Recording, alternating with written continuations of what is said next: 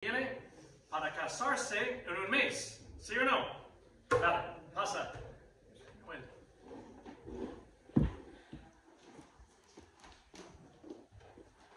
Bien, saludos a todos esta mañana.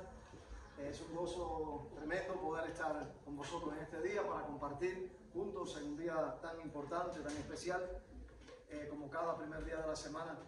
La Iglesia del Señor Jesucristo se reúne para proclamar que Jesucristo vive. Amén.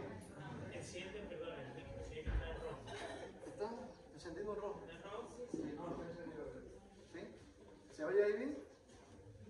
Yo tengo un problema y es que llevo alrededor de 25 años predicando en Cuba y sobre todo en los últimos 15 años he sido parte de lo que se conoce como la iglesia subterránea o la iglesia clandestina, así que no he tenido mucho la oportunidad de predicar con el uso de amplificadores y altoparlantes, así que ese problema puede repercutir en vosotros en esta mañana, porque puede ser que en algún momento suba los niveles de mi voz, porque estoy acostumbrado a hablar a viva voz. Así que me perdonen por ese gesto que quizás en algún momento se me salga, pero deseo de todo corazón que en esta mañana pues todos seamos bendecidos y edificados a través del Señor y de su palabra. Amén. Entonces quiero, como se me ha pedido, compartir en esta mañana con vosotros sobre un tema muy importante, muy general, que es el tema de la paternidad. El tema de la paternidad. Y encontrarnos aquí reunidos de una manera específica nos lleva a pensar que en esta mañana le estamos dando un lugar a lo que conocemos como este asunto fundamental de la paternidad. Estamos dando un lugar, el hecho de habilitar un espacio para el día de hoy, reunidos como iglesia, para hablar acerca del tema de la paternidad, nos permite saber que en una era global en la que se están desmoronando los pilares fundamentales por razones de prejuicios, por razones también como fracasos o heridas del alma. Hoy podemos dedicar un tiempo y un momento para ver a la luz de la palabra de Dios lo que significa la paternidad y en específico la paternidad de Dios para nuestras vidas como hijos del Señor. Por eso es que es bueno que meditemos y pensemos en este día que quizás podemos encontrar a nuestro alrededor que muchas personas ponen un freno al hablar sobre la paternidad, porque los conceptos que se han desarrollado en nuestra era moderna llevan a pensar que la paternidad es un asunto, hablar de paternidad es hablar de un asunto de cosas arcaicas y fuera de relevancia, a medida que las personas en nuestra era moderna han podido pensar de una manera diferente acerca de su propia psique, de su propia alma y de las propias condiciones de vida en que viven. Pero quiero que meditemos por un momento y pensemos solamente a la hora de abordar este asunto que nos compete en esta mañana, que al hablar de la paternidad lo hacemos con plena libertad, lo hacemos a la luz de la palabra de Dios y lo hacemos sabiendo que ningún prejuicio que exista en las mentes, que ninguna herida que exista en el alma porque el modelo de nuestra paternidad en casa haya salido mal, porque lo que hemos visto en la sociedad reflejado en cuanto a la paternidad tiene serios problemas, o porque nuestras vidas hayan sido heridas y tocadas profundamente con el dolor del abandono de nuestros padres, no nos lleven a decir que no existen los padres. No nos lleven a decir que la familia ya no tiene relevancia, sino nos lleven esta mañana a hablar con toda propiedad y con toda seguridad de que vivimos sujetos y vivimos frente a una de las cosas más importantes que Dios ha querido revelarnos a través de las Escrituras, y es acerca de la paternidad divina. Entonces, quiero, por favor, que ponga su atención conmigo en un momento que parece un poco desconcertante. Y es que al hablar específicamente del tema de la paternidad divina, me sucede algo a mí. Y no quiero perderlo en la conversación, en la charla de esta mañana. Pero me sucede que no encuentro un pasaje en la Biblia, un pasaje que me hable de la paternidad. Sino que lo que encuentro es en este libro maravilloso que Dios nos ha dado, muchos versículos, aún muchos que indirectamente nos parece que están hablando de otra cosa, y esos versículos están hablando y nos están mostrando algo de la condición de Dios como Padre para nuestras vidas y para la paternidad divina en todas las esferas humanas. Y por eso es que nuestro texto en esta mañana es toda la Biblia, aunque no les voy a llevar a leer toda la Biblia en unos minutos que tenemos para disponer de este tiempo. Y más aún desconcertante para mí es que no puedo ponerle un título a lo que voy a hablar en esta mañana. Prefiero que vosotros seáis quien se lo ponga. Que a la luz del tiempo que compartamos aquí, el significado de concentrar nuestra atención y el sentido poderoso de la palabra de Dios nos lleve a nosotros poder en esta mañana ponerle un nombre a este tiempo, porque el título no es más que eso. Por muchos años he predicado y le llamo a esto las 3 T más poderosas que existen cuando hablamos de un tema: saber cuál es nuestro tema, saber cuál es nuestro texto y saber cuál es nuestro título. Quiero que el Espíritu de Dios apunte a tu corazón en esta mañana de una manera mucho más directa y mejor que la que yo pueda hacer. Que Él pueda hablar a nuestras vidas en esta mañana y que nosotros podamos ponerle un título a lo que Dios nos quiere decir por la palabra en este día. Quiero entonces pasar a esta pregunta y considerarla. ¿Cómo podemos nosotros encontrar en toda la Biblia, o qué podemos encontrar en toda la Biblia sobre la paternidad divina que nos lleve a redescubrir la esencia de Dios como Padre? Y para no dejarlo de una forma tan abierta a la luz de toda la Escritura, yo quiero esta mañana ir con vosotros a 2 textos de la Escritura, y estos 2 textos tienen un elemento en común. Y quisiera que vosotros también tengáis la oportunidad de descubrir en qué coinciden ambos textos. No los he puesto en la pantalla porque quiero que vosotros hagáis el esfuerzo por vosotros mismos y abráis vuestros dispositivos o vuestras Biblias impresas en papel y tengamos en esta mañana la oportunidad de leer lo que esos textos nos dicen. El primer texto es el texto que está en Lucas capítulo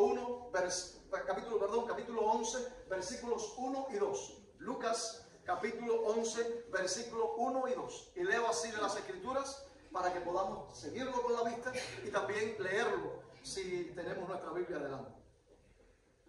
Dice así, Lucas 11, 1. Aconteció que estaba Jesús orando en un lugar, y cuando terminó, uno de sus discípulos le dijo: Señor, enséñanos a orar, como también Juan enseñó a sus discípulos. Y les dijo: cuando oréis, decid: Padre nuestro que estás en los cielos, santificado sea tu nombre. Venga tu reino. Hágase tu voluntad como en el cielo, así también en la tierra. Y el otro texto que os pido que busquéis está en la carta de Pablo a los Efesios, en el capítulo 3, versículos 14 y 15, que solamente lo dejaremos hasta ahí. Efesios capítulo 3, versículos 14 y 15. Es muy bueno siempre leer y seguir la Biblia. Se los digo como un recurso de año. Soy un veterano, aunque quizás no sea tan viejo, pero soy un veterano de la Biblia.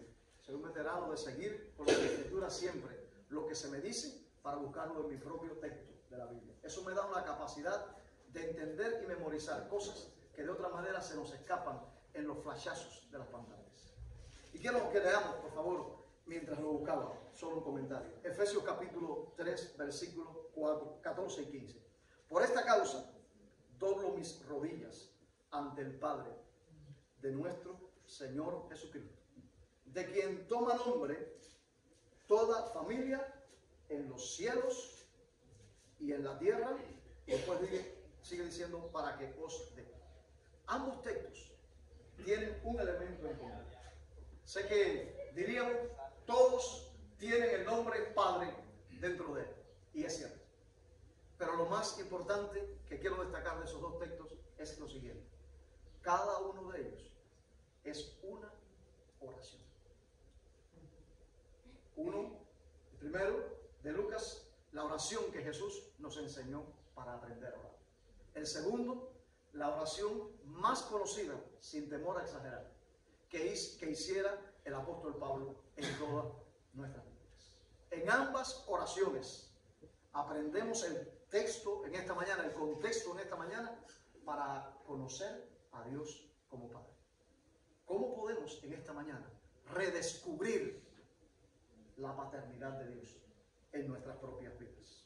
Así que es por eso que quiero que en la mañana de hoy podamos ir directamente a dos ideas fundamentales a la luz de estos dos textos de la Biblia. La primera idea que quiero compartir con vosotros es la idea del Padre y su familia. El texto nos dice: decid, Padre nuestro que estás en los cielos. Es importante cuando miramos el texto de Lucas capítulo 11, que el Señor Jesucristo estaba hablando a sus discípulos de cómo orar. Pero hay una circunstancia que provoca que el Señor les llevara a decir esas palabras. Y es la circunstancia que ellos ven a Jesús orando. Y creo que una de las formas que más aprendemos de Dios es orando. Y creo que una de las formas que más aprendemos para orar, como mejor aprendemos a orar, es a través de orar con otros. Y los discípulos le dijeron estas palabras en un lenguaje un poco popular para poderlo imaginar un poco en nuestra mente. Le dijeron así: Señor, enséñanos a orar de esa misma manera que tú estás orando. Y Jesús abrió su boca y les dijo así: decid. Por eso quiero decirte esta mañana que no se trata de pensar, que no se trata de imaginar, que no se trata de conceptualizar. Se trata de que nosotros podamos decir el nombre a quien nos referimos, el nombre de Dios como nuestro Padre, que podamos conocer y hablar de Él como el Padre de nuestra vida. Ahora bien, creo que es muy importante que a la medida que nosotros pensamos y consideramos a Dios como Padre en nuestras vidas, podamos derribar argumentos que se levantan en nuestra mente sin a veces darnos cuenta. Y quiero llevarnos a pensar un poquitico más profundo en esta mañana. La primera cosa es que pudiéramos nosotros derribar la idea en nuestra mente de que cuando decimos Padre, estamos refiriéndonos a una idea que se llama antropomorfismo de Dios. En otras palabras, todos nosotros hemos leído, quizás todos hemos leído en nuestra Biblia, que cuando Dios habla, Dios utiliza elementos humanos para revelarse y darnos a conocer. Por ejemplo, la Biblia dice la mano de Dios, los ojos de Dios, el oído de Dios. Y nosotros sabemos que Dios es un ser espiritual perfecto y puro. En Él no existe ninguna manera de poderlo comparar con algo material y corrupto. Dios es espíritu. Es una declaración puntual de la Biblia. Ahora, conociendo esa realidad, ¿cómo podemos decir que Dios nos habla de su mano, de sus ojos y de sus oídos, por ejemplo? Eso es un antropomorfismo. Dios está dándose a conocer cómo Él nos conoce, cómo Él nos escucha, cómo Él nos cuida con su mano a través de rasgos del ser humano. Y cuando hablamos de Dios como Padre, no es que Dios esté diciendo: yo quiero sentirte a ti como si yo fuera tu Padre. No es así. Cuando Dios nos habla como Padre es porque Dios nos dice: yo soy tu Padre. Esa realidad de Dios de ser revelado en nuestras vidas y en nuestros corazones como Padre es de una manera muy significativa. Y los argumentos de imaginarnos a Dios de esta manera, antropomorfismo significa que tiene forma de hombre. Muchas veces tienen muchas limitaciones y tienen que ser cambiados de nuestra mente. Porque pretendo en esta mañana que al salir de aquí nuestra fe esté elevada en el conocimiento de Dios a través de las Escrituras de una manera que nos permita percibir y descubrir a Dios mucho mejor y diferente. La segunda cosa es que también es necesario que nosotros podamos derribar de nuestra mente esa idea de que cuando hablamos de Dios como Padre estamos haciendo una analogía de nosotros. Es decir, yo soy padre, hay muchos hombres aquí hoy que son padres en esta mañana, y como padres podemos tener la característica de imaginar y de sentir y de comparar las cosas desde nuestra condición de padre. Pero cuando decimos que Dios es Padre, no estamos diciendo que Dios es Padre porque se parece a nosotros. Cuando decimos que Dios es Padre, no estamos hablando de que Dios se le ocurrió la idea de hablar a través de los hombres de la Biblia en algún momento de la historia, diciendo: para que ustedes me conozcan, quiero compararme con los padres que hay en la tierra. Dios no se compara con ningún padre, porque toda paternidad que puede existir en este universo es derivada de la misma esencia de Dios como Padre de nuestras vidas. Si yo puedo ser un padre hoy, es porque Dios primeramente es Padre. Pero si Dios es Padre, no es porque Dios se parece a mí, sino porque Dios se ha revelado a sí mismo como Padre para nuestras vidas. Por eso es que cuando hablamos de Dios como Padre, es por lo que Él es y por cómo Dios se ha revelado. Es decir, en otra forma más sencilla en esta mañana, para que no se me compliquen con estas palabras un poquito extrañas. No voy a decir qué género de demonio es antropomorfismo.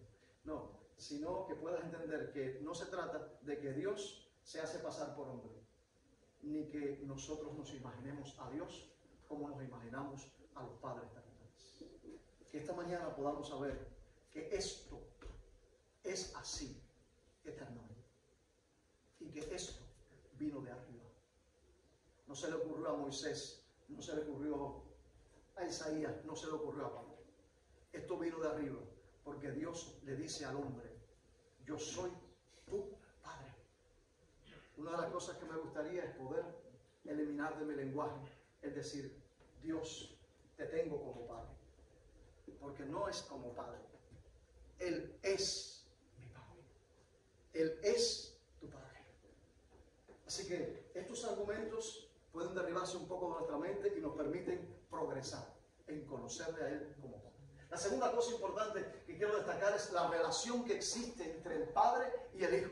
Mirad, qué interesante, qué importante.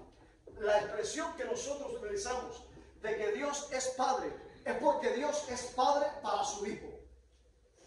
Y también la expresión que utilizamos de que el hijo es Dios es una expresión que utilizamos para que Cristo pueda ser visto entre nosotros y ser conocido como el hijo del Padre. Es decir, Dios es uno solo. Sin embargo, Dios no hace de padre y no hace de hijo. Dios es padre y Dios es hijo. Y hay una relación entre Dios Padre y Dios Hijo de una manera de igualdad. De forma tal que el Padre y el Hijo son sustancialmente iguales o esencialmente iguales.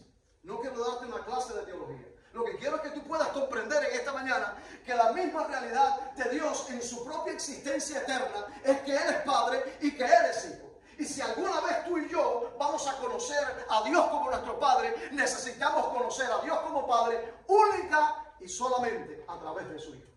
Porque la paternidad divina eternamente, antes de Dios crear al hombre, antes de que el ser humano cayera en pecado, antes que el Salvador muriera en la cruz, es que el Padre y el Hijo eternamente coexistían y no necesitaban nada de ninguna cosa. Y esas realidades nos ayudan a pensar en esa relación dinámica y eterna que existe en el mismo seno de Dios.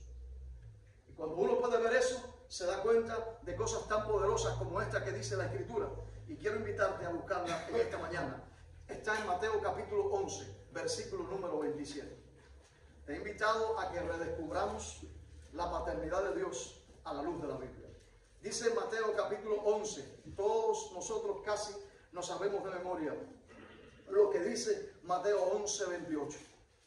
Que dice: venid a mí, todos los que estáis trabajados y cargados, y yo os haré descansar. Pero ese versículo tiene uno anterior. Y el anterior dice así, versículo 27. Todas las cosas me fueron entregadas por mi Padre. ¿Quién lo dice? El Hijo eterno. El Hijo dice, todas las cosas me fueron entregadas por mi Padre. Y el Hijo sigue diciendo, y nadie conoce al Hijo sino el Padre.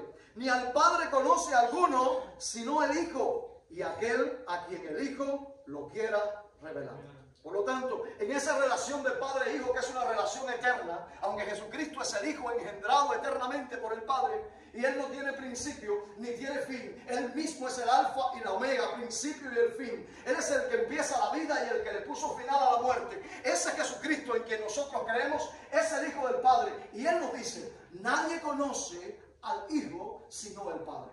Y nadie conoce al Padre sino el Hijo. Y entonces el asunto es el siguiente. Que no llegamos al Hijo por el Padre, sino que llegamos al Padre por el Hijo. Qué tremenda declaración de nuestra fe en el Evangelio. Que es por medio de esa relación dinámica y eterna que tú y yo podemos ser parte de la familia de Dios. De la familia de Dios. Por eso creo que es muy importante, si vamos a comprender la paternidad de Dios, es que no existe un Padre solitario. Es que no existe un Padre puesto en un pedestal ni en una urna de cristal. El Padre eterno es el Padre de las luces, el Padre de la gloria, el Padre que en su Hijo Jesucristo eternamente se ha revelado a nuestras vidas. Y el velo de tinieblas y de oscuridad, de falta de familia, de falta de realidad y de compañía, de la soledad del ser humano, se rompió cuando Dios se reveló en la persona de su Hijo. Porque nadie viene al Padre si no es por medio del Hijo. Porque existe una relación eterna y dinámica que regula la existencia de Dios para que nosotros podamos conocer al Dios que nunca cambia y que nos ama eternamente. Ahora, algo más quiero destacar en esta mañana. Y es, habiendo hablado de estas dos cosas, primero, la necesidad de que cuando miramos a la paternidad de Dios dentro del ámbito de familia, y no estoy hablando de la familia tuya en la tierra biológica, solamente estoy hablando de todo sentido de familia, podemos saber que hay argumentos que tenemos que quitar de nuestra mente, que hay una relación eterna y dinámica entre el Padre y el Hijo, pero que la familia de Dios es la familia del Padre. Es la familia del Padre. Nosotros como cristianos tenemos la costumbre de hablar mucho Dios, Dios, Dios. Pero recordemos, tanto Jesús como Pablo no nos dijeron en la oración, ustedes oren así, Dios trascendente, que no te veo. Ellos nos enseñaron y nos dijeron, Padre. Esa es la palabra que debe salir de nuestros labios cuando nos referimos a Dios. Ahora, el texto que quiero que volvamos a mirar está en Efesios capítulo 3, versículos 14 y 15. Ese texto nos dice, Pablo, por esta causa doblo mis rodillas ante el Padre de nuestro Señor Jesucristo. Es lo que veníamos diciendo en la segunda idea. Dios es Padre y Dios es Padre en relación con su Hijo. Por eso es que oramos así. Porque si nos acercamos a Dios, no nos acercamos con una máscara de hipocresía, intentando darle información a Dios de algo que ya Dios conoce, si Él lo sabe todo. Entonces nos lleva a este punto. Y dice Pablo en el versículo 15, en nuestra Biblia, como la mía, en la Reina Valera, dice así, en ese texto, dice así el texto, dice, doblo mis rodillas delante del Padre, de quien toma nombre toda familia en los cielos y en la tierra. Pero hay muchas versiones o traducciones de la Biblia que nos ayudan a comprender mejor los textos. Y la palabra que se utiliza en el texto de Efesios 3:15 es traducida mucho mejor en esta versión de la Biblia que se conoce como la Biblia la Palabra. Y dice esa versión, doblo mis rodillas ante el Padre, quien es origen de toda paternidad, tanto en el cielo como en la tierra. Y esa palabra, un día cuando yo meditaba en esto, verdaderamente me conmocionó todo mi sistema de creencia y de fe. Pude comprender que hay un principio poderoso que rige todas las cosas en la familia de Dios, y es el principio de la paternidad. Y ese principio nos enseña que hay familia de Dios arriba y hay familia de Dios abajo. Que hay una familia en los cielos y una familia en la tierra. Que esa familia de los cielos son aquellos que han partido para estar juntamente con Dios, que por medio del Hijo conocen al Padre. Pero esa familia de la tierra somos tú y yo. Y en virtud de esa realidad, de que Él es el que origina toda paternidad, el Padre te ha engendrado a una nueva vida y te ha hecho un hijo o una hija de Dios. Qué poderoso es el Evangelio de nuestro Señor Jesucristo.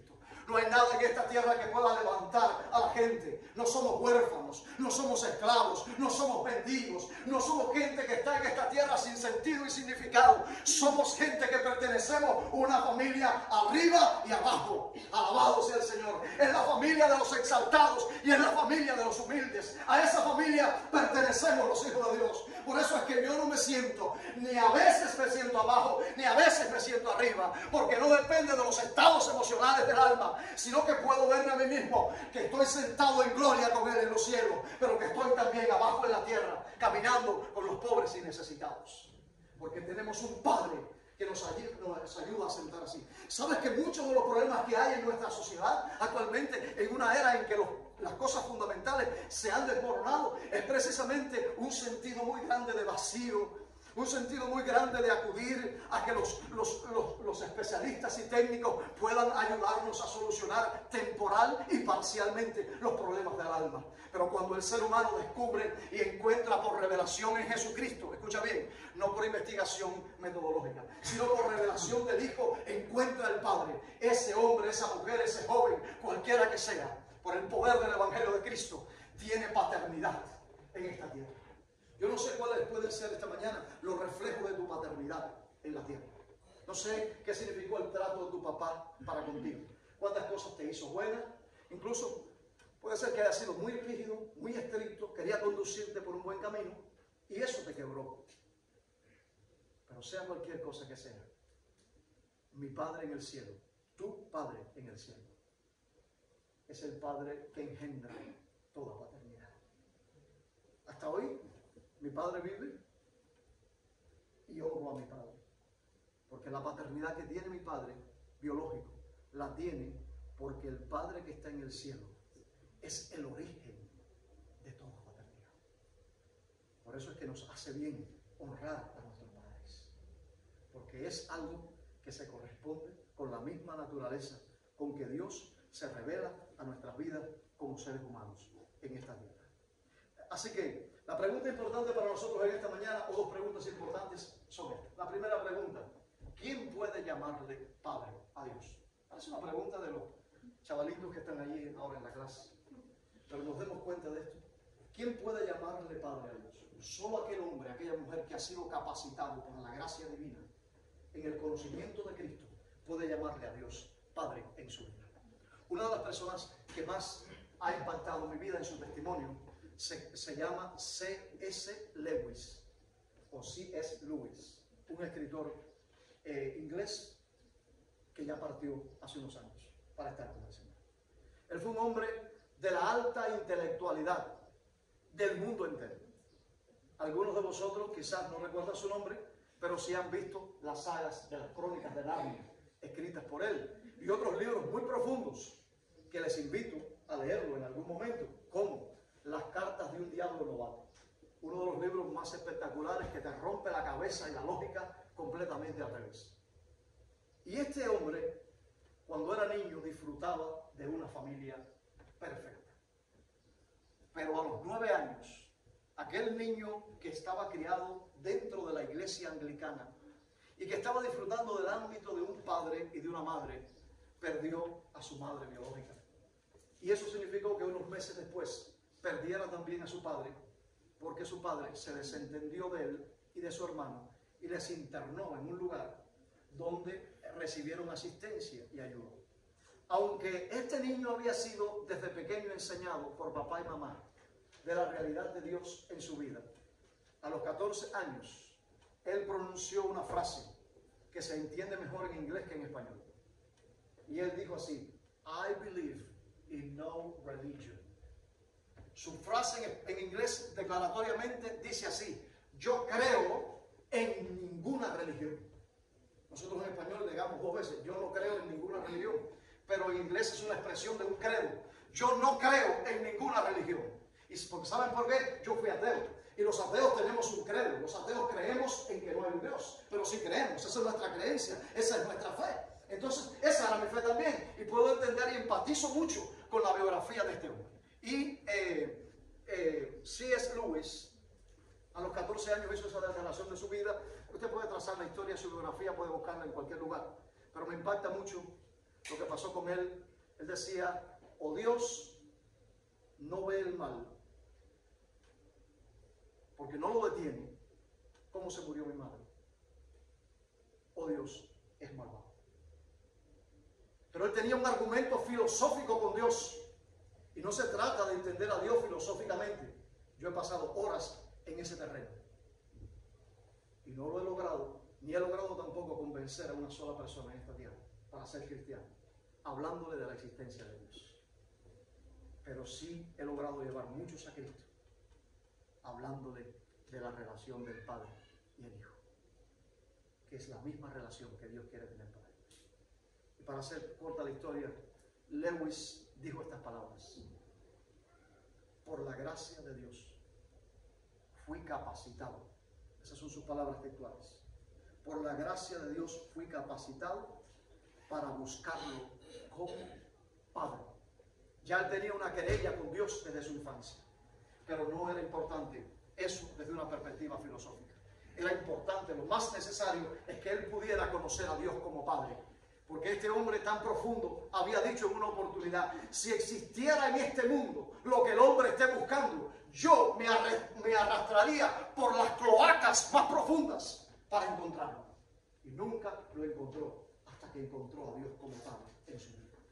Por eso es que creo que nosotros tenemos que mostrar la paternidad de Dios como iglesia y como familias, para poder predicar en viva voz de esa paternidad que Dios tiene para con nosotros, para que la encontremos por medio de nuestro Señor Jesucristo. Por eso la pregunta importante es: ¿quién puede llamarle Padre a Dios? Solo aquellos que son capacitados por su gracia para poder encontrar un Padre eterno a través de su único Hijo, Jesucristo, engendrado desde antes de todas las cosas.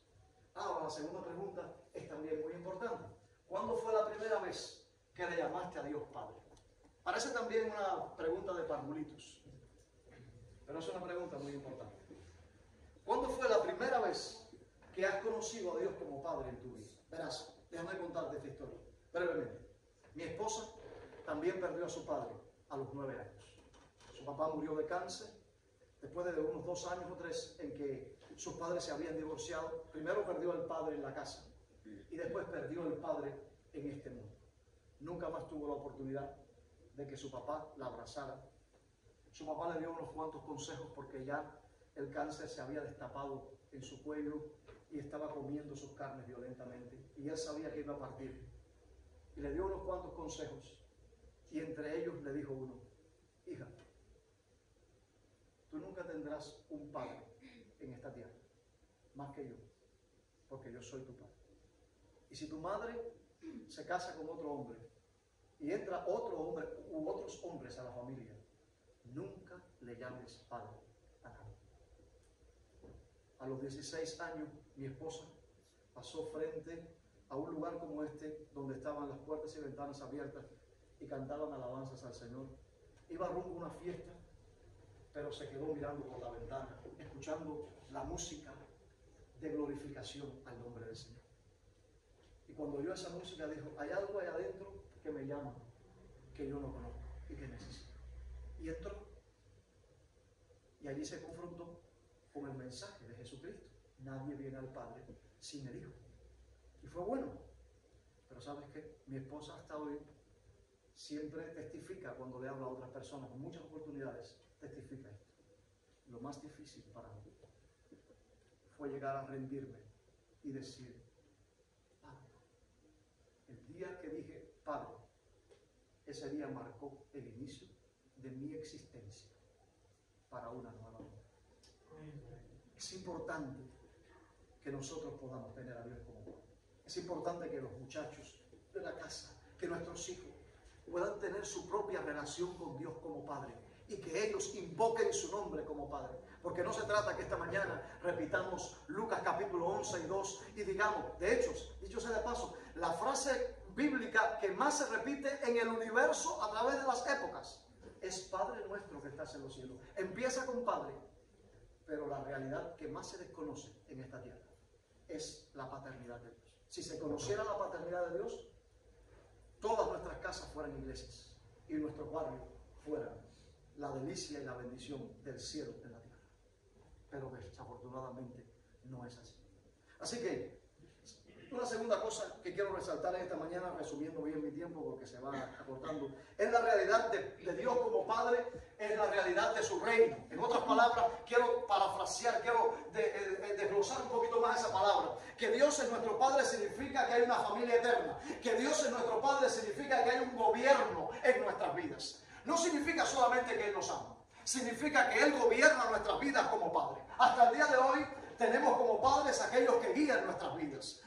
De hecho, sea de paso, hay 3 tipos de paternidad. Está la paternidad divina y celestial. En segundo lugar, la paternidad biológica de nuestros padres. Yo soy padre de 3 hijos. Y en tercer lugar está la paternidad espiritual, donde nosotros conducimos a gente a Cristo y les ayudamos a crecer en el Señor. Esas 3 paternidades están bien claras en la Biblia. No voy a abundar sobre ellas. Pero lo que quiero decir en esta mañana es que en cualquier tipo de paternidad debe existir un asunto de gobierno en nuestras vidas. Porque esta frase que usó Jesús en la oración, venga a tu reino y hágase tu voluntad, Padre nuestro que estás en los cielos, nos habla de la trascendencia de Dios como gobernante de la vida de aquellos que son sus hijos. Nadie puede decir que Dios es su Padre si no se coloca bajo el gobierno de Dios en su vida. Y aquí es donde la cosa se pone un poquito pesada para los seres humanos en nuestra incredulidad y en nuestra rebeldía. Porque no queremos aceptar la forma de gobierno de Dios en nuestras vidas que se llama teocracia. Teocracia significa cuando Dios es el que gobierna nuestras vidas. Y nosotros debemos aceptar su forma de gobierno, porque de otra manera estaremos en una forma de gobierno que no será beneficiosa para nosotros. Pensemos en esta mañana en los gobiernos humanos. Los gobiernos humanos podemos caracterizarlo en 3 grandes rasgos. Y te digo esto para que tú puedas entender lo que significa en nuestra vida gobierno, porque gobierno para hoy la gente significa cualquier cosa. Significa corrupción, abuso de poder, significa algo que tú no quisieras tener y que quisieras cambiar cada vez que tienes oportunidad. Pero el gobierno humano puede ser una anarquía, donde la gente dice, a mí no me gobierna nadie ni quiero que nadie gobierne. Segundo, puede ser una democracia, donde los hombres gobiernan porque los eligen. Y los eligen y los cambian cada vez que hay una votación o una elección.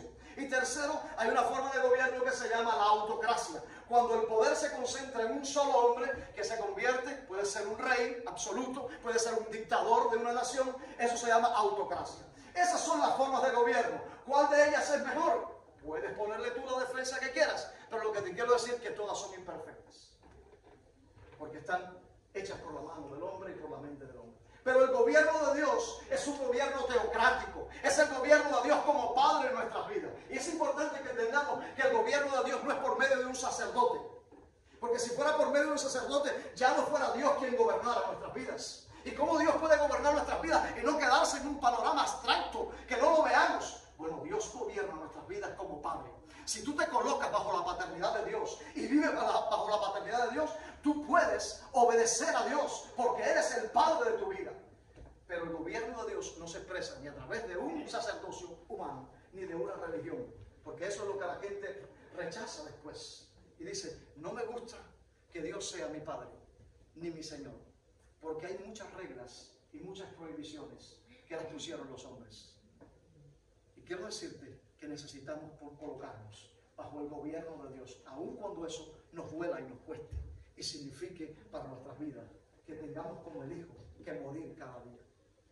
Quiero que miremos una cosa más en esta mañana. En segundo lugar, que el gobierno de Dios de forma teocrática en nuestra vida es que Dios gobierna como Padre en nosotros. Los seres humanos han expresado rebeldía hacia Dios en la forma en que no quieren sujetarse al gobierno de Dios en sus vidas. Tenemos en nuestra Biblia el pasaje por excelencia, Lucas capítulo 15.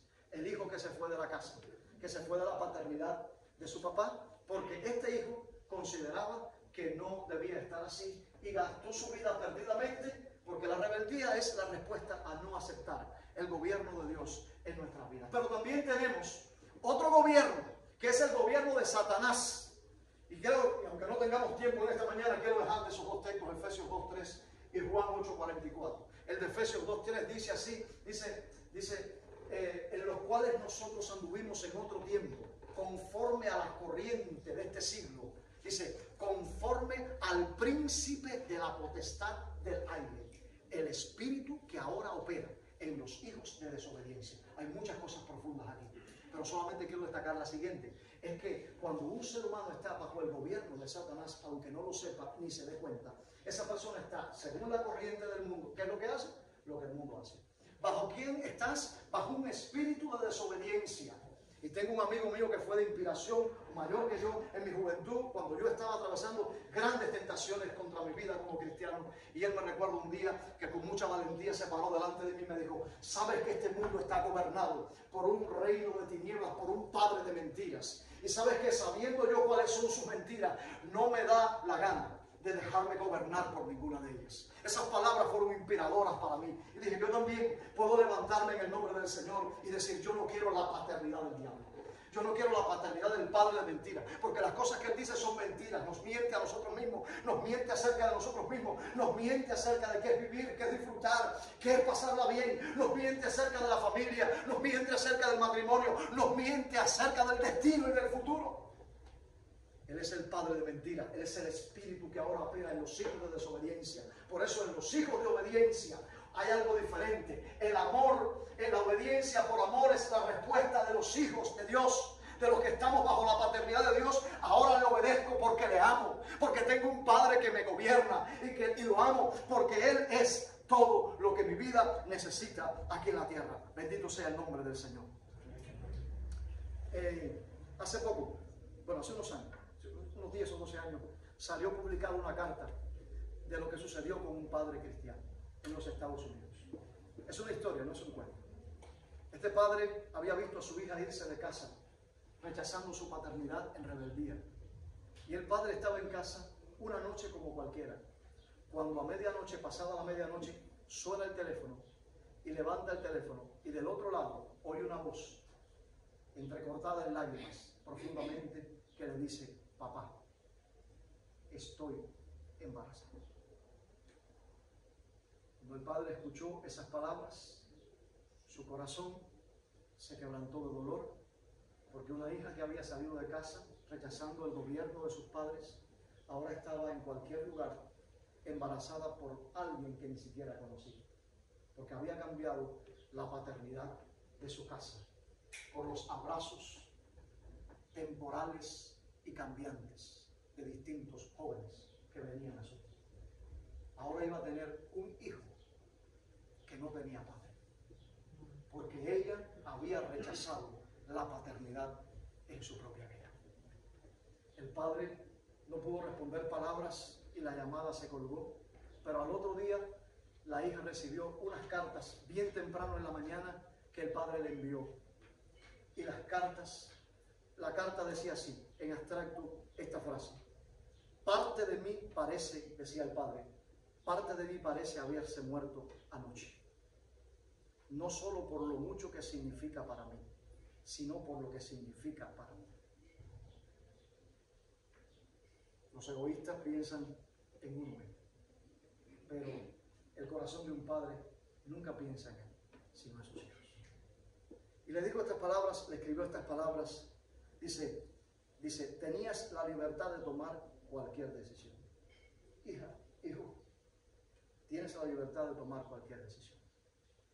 Y le sigue escribiendo el padre: ahora estás limitada a muy pocas, y ninguna de ellas es la que te gusta. Es el resultado de huir de la paternidad. Lo sorprendente de la historia es que cuando la joven recibió las cartas, todo había sido un error de una llamada telefónica. No era la hija de ese padre la que llamó, sino una joven desesperada que, confundida, tecló el teléfono, pensando que llamaría a un padre que no es el padre de nuestra historia.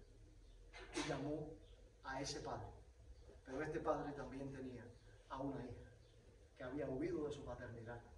Y cuando las cartas llegaron a su hija, cuando el mensaje llegó a su hija escrito, la hija se quebrantó, porque dijo: nunca había escuchado las palabras de la paternidad de mi padre, y por esas palabras regreso a casa. Las palabras de la hija fueron estas cartas son mi tesoro que nunca pedí. El tesoro que nunca pedimos nosotros es haber encontrado esta carta del Padre de familia eterno en los cielos y en la tierra y gobernante de nuestra vida, que nos habla a nosotros para que podamos cada día seguirle y conocerle. Quiero terminar en esta mañana con unas palabras de oración, porque los textos de esta mañana nos invitan a descubrir a Dios orando más que todas las cosas.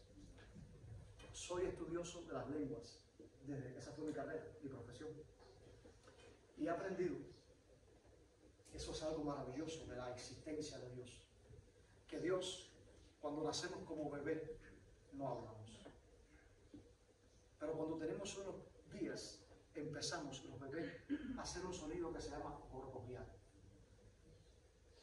Y después, a los 7 o 8 meses, comenzamos a decir, gorgojear no es hablar. Así que nadie se ponga contento con un bebé: ay, ya bebecito habla, qué lindo. No habla todavía. No dice ningún sonido que sea un sonido de palabras. Pero cuando comienzan a los 7 o 8 meses a hablar los primeros sonidos de verdad, que van a tener toda su vida, los primeros sonidos son los sonidos que se llaman bilabiales.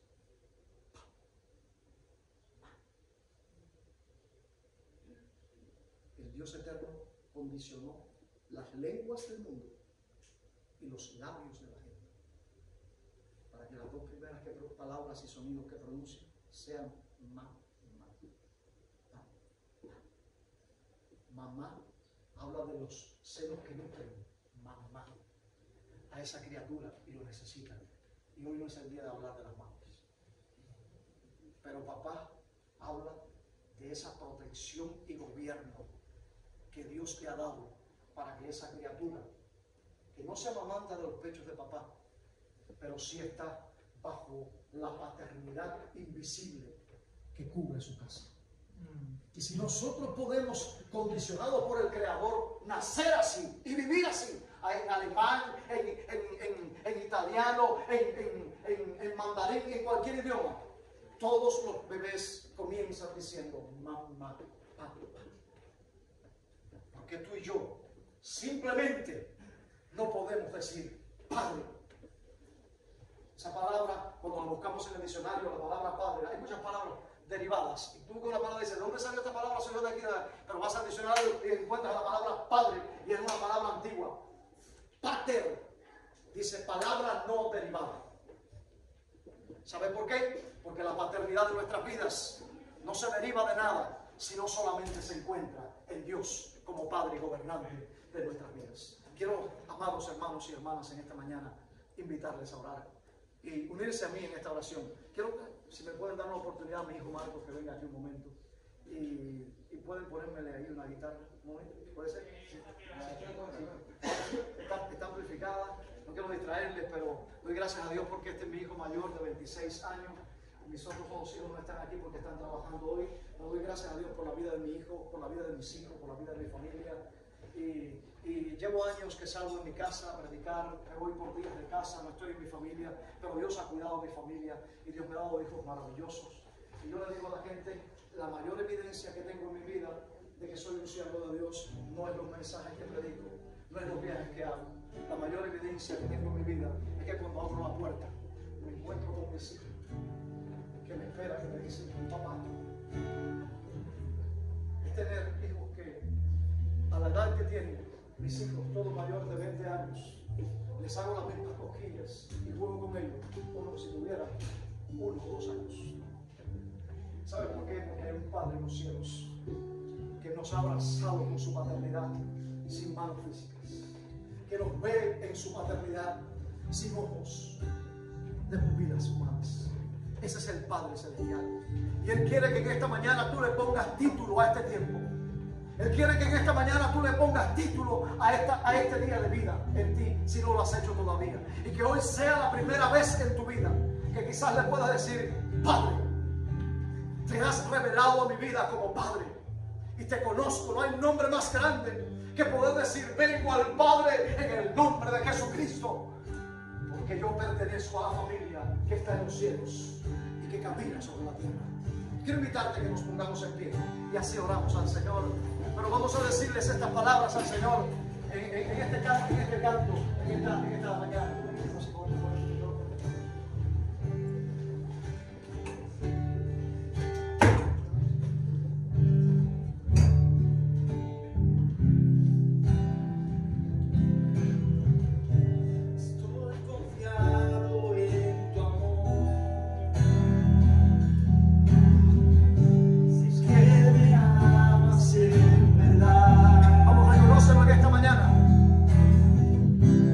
Soy tu hijo.